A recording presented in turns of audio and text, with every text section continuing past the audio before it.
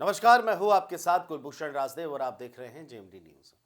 उत्तर प्रदेश की सियासत में कौशाम्बी की चायल विधानसभा सीट से विधायक पूजा पाल के समाजवादी पार्टी से निष्कासन ने भूचाल ला दिया है। सियासत अब लगातार इसको लेकर के जोर शोर से होने लगी है। समाजवादी पार्टी के इस फैसले ने भारतीय जनता पार्टी को अखिलेश यादव के पिछड़ा दलित अल्पसंख्यक यानी पीडीए फॉर्मूले के खिलाफ अपनी मुहिम को तेज करने का एक मौका दे दिया है, एक हथियार दे दिया है। पाल और बघेल समाज के प्रभावशाली वोट बैंक को अपने पाले में करने के लिए बीजेपी की रणनीति अब और मुखर हो गई है, जो पूजा पाल के तहत होगी।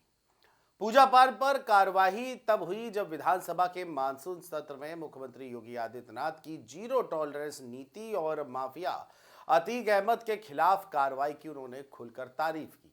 पूजा ने अपने पति पूर्व विधायक राजू पाल की 2005 में हुई हत्या का जिक्र करते हुए कहा कि योगी सरकार ने उन्हें न्याय दिलाया, जिसके बाद अखिलेश यादव ने तत्काल प्रभाव से उन्हें पार्टी से बाहर का रास्ता दिखा दिया। इतना ही करना था और सियासत में एक नया भूचाल आ गया।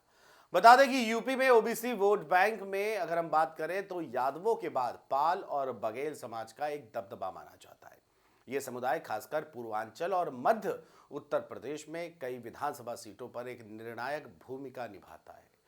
2005 में बसपा विधायक राजू पाल की हत्या, जिसमें माफिया अतीक अहमद का नाम सामने आया था, उसके बाद पाल समाज का सहानुभूति वोट पहले बसपा और फिर समाजवादी पार्टी की ओर गया। पूजा पाल ने सहानुभूति को पूरी तरह से भुनाया और इसके चलते 2007 और 2012 में बसपा के टिकट पर शहर पश्चिम सीट से जीत हासिल की और फिर 2022 में समाजवादी पार्टी के टिकट पर चायल सीट से विधायक बनी।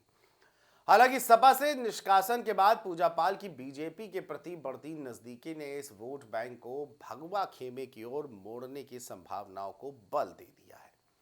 सोशल मीडिया पर वायरल हो रहे उनके बयानों और सीएम योगी से मुलाकात की तस्वीरों ने इस चर्चा को और भी ज्यादा हवा दी है। वहीं सपा का पीडीए फार्मूला 2024 के लोकसभा चुनाव में सफल रहा था, जिसमें पार्टी ने गैर यादव, ओबीसी, दलित और अल्पसंख्यक वोटों को एकजुट कर बीजेपी को कड़ी टक्कर दी थी। लेकिन पूजा पाल के निष्कासन ने बीजेपी को इस फार्मूले की हवा निकालने का अच्छा खासा मौका दे दिया है। राजनीतिक पंडितों का यह मानना है कि बीजेपी पूजा पाल को अपने पाले में लाकर न केवल पाल और बघेल समाज को साधने की कोशिश करेगी, बल्कि इसे माफिया विरोध और ओबीसी सम्मान की रणनीति के तौर पर भी पेश करेगी। सूत्रों के मुताबिक चर्चा है कि बीजेपी पूजा पाल को 27 के विधानसभा चुनाव से पहले किसी महत्वपूर्ण पद पर नियुक्त कर सकती है, ताकि पाल समाज और गैर यादव ओबीसी वोटरों में अपनी पैठ बढ़ाई जा सके और पीडीए की हवा निकाली जा सके।